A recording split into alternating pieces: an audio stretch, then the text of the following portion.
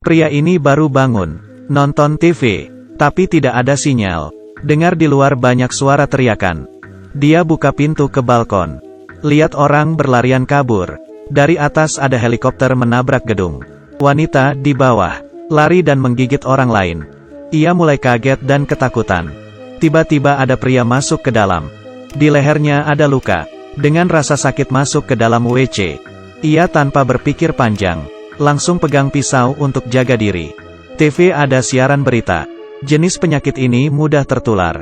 Yang tertular matanya akan memerah. Pria yang keluar dari WC mulai bertingkah aneh. Ia langsung mendorong dia keluar. Di luar banyak darah. Namanya Aidan. Ia langsung menghubungi keluarganya. Tapi teleponnya tidak aktif. Hanya mendapat SMS. Keluarganya menyuruhnya untuk berjuang hidup. Menjaga diri sendiri. Waktu berlalu cepat, sudah setengah bulan. Kota mulai tidak ada air dan listrik. Ia juga mulai kehabisan makanan. Di luar masih ada asap.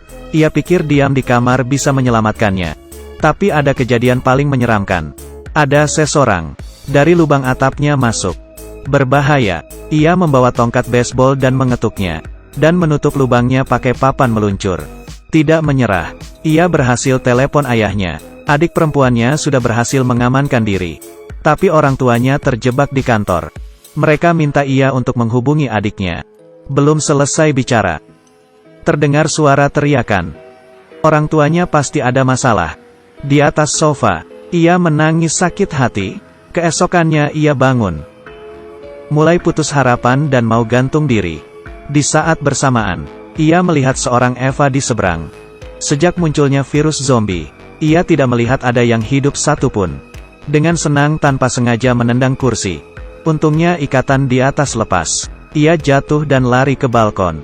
Ia mulai ada harapan. Eva juga sadar. Keduanya dari jendela saling menulis. Tanya kabar. Saling merayakan. Ia sudah hidup sendiri sangat lama. Saat mereka asik mengobrol, tiba-tiba Eva itu melihat sesuatu. Dan menutup gorden jendelanya. Janjian besok ketemu lagi. Malamnya, di luar hujan deras. Ia mengeluarkan alat masak menampung air. Mandi di depan balkon. Keesokan harinya, ia tidak perlu ngobrol dari jendela. Ia membuat teleporter untuknya.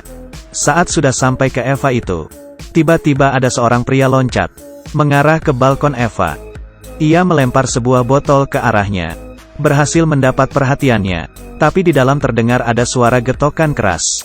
Pintunya hampir terbuka. Ia buru-buru masuk dan menahan. Sedangkan di balkon ada pria tadi. Dan mulai menghampiri. Ia memecahkan kaca pakai kepala. Saat dia terjatuh, ia memakai tongkat baseball. Memukul pria itu. Setelah berhasil, ia punya ide. Ia mau tinggal dekat Eva itu. Ia tidak mau terus menunggu kematiannya di dalam kamar. Ia berencana untuk mencari Eva itu. Langkah pertama harus keluar mencari stok barang. Di lorong ia mengambil kunci rumah tetangganya. Mulai masuk ke kamar. Menemukan ranjang tetangganya. Ada seorang Eva yang sudah mati. Ia yakin sudah tidak ada orang. Mulai mencari barang-barang penting. Mengambil kaleng yang belum terbuka ke dalam tasnya. Di bawah ranjang ada tali. Saat sedang ambil, terlihat sepasang kaki masuk. Ternyata tetangganya yang lain. Karena sudah berpengalaman. Mengambil palu. Dan langsung menusuknya. Saat ia kembali ke rumah, mulai melihat ada sepasang walkie-talkie. Ia pakai spray. Turun ke bawah, mulai mengumpat dari zombie, melempar walkie-talkie ke balkon Eva. Esok harinya mereka mulai berkomunikasi. Dan berhasil. Karena sudah lama tidak mendengar suara orang. Mereka bersemangat. Malam hari, ia lanjut mencari stok barang. Kali ini ia lewat merangkak di saluran ventilasi. Masuk ke satu kamar. Ia mulai mencari. Ia sadar di dalam sangat bersih. Seperti tidak ada bekas zombie lewat. Tapi pintunya dihadang pakai kulkas. Ia ke arah lemari. Melihat banyak stok makanan. Ia senang. Dan beritahu kabar baik ini ke Eva. Ia menemukan sesuatu yang salah. Rumah rapi dengan banyak makanan. Di sini pasti masih ada orang yang hidup. Saat ia mau pergi, tapi ranselnya ada di ruang tamu. Ia memberanikan diri jalan keluar. Tiba-tiba seorang kakek tua bawa tongkat. Sudah menunggu. Aidan menjelaskan ia tidak terinfeksi. Kakek itu langsung menurunkan senjata. Ia mengaku sudah beberapa minggu sendirian di sini. Pemilik rumah ini bunuh diri. Jadi dia tinggal di sini.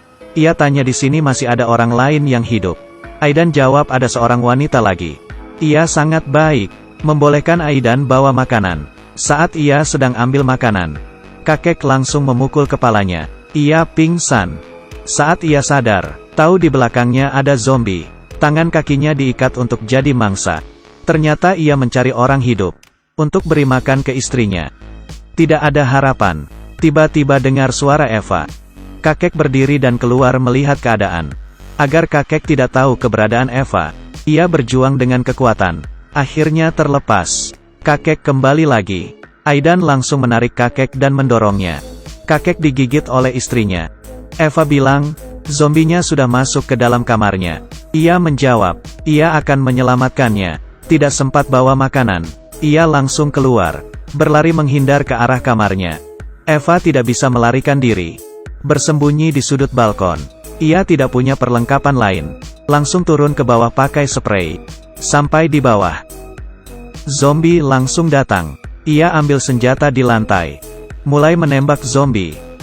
Eva juga menjatuhkan spray, agar Aidan bisa naik ke atas. Saat dia sedang naik, di bawah ada zombie ikut naik.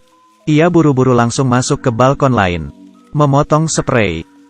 Saat sudah aman, ia menyuruh Eva loncat ke bawah. Eva ketakutan. Tapi tidak ada cara lain. Karena bantuan Aidan, Eva berhasil turun ke bawah.